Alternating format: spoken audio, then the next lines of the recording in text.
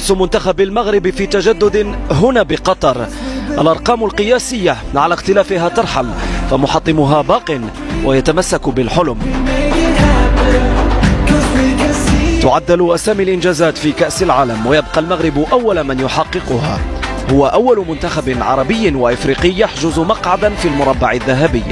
إنجاز تاريخي مرتبط باسم وليد الركراكي، أول مدرب عربي وإفريقي هو الآخر يحقق ذلك. تجدد النصر على البرتغال، فأصبح المغرب أول منتخب عربي يفوز مرتين على نفس المنافس. بهذا الفوز العربي الأول في أدوار خروج المغلوب، ضربت أسود الأطلس سربا من العصافير بحجر واحد.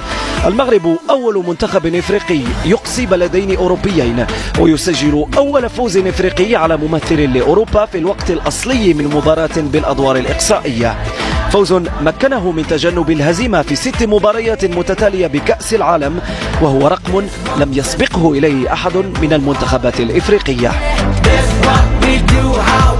الحجر الواحد في القصة هو رأسية يوسف نصيري. ابن فاس ارتقى عاليا لينصب نفسه على رأس قائمة هدافي المغرب في كأس العالم على مر التاريخ ب3 أهداف إلى الآن.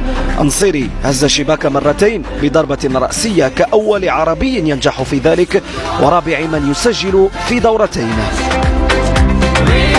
والقبعة ترفع أيضا لخط دفاع وحراسة مرمى المنتخب، فلولا الحائط ياسين بونو ومن معه من جنود الدفاع لما عادل المغرب الرقم القياسي للمنتخب الإفريقي صاحب أكبر عدد من المباريات بشباك نظيفة، وهو 7 مباريات إلى حدود اللحظة. الموعد الآن نصف نهائي كأس العالم. تبدو المهمة أكثر تعقيدا أمام حامل اللقب منتخب فرنسا، لكن أسود الأطلس تتحدى وتتعدى الصعاب كلما اشتدت.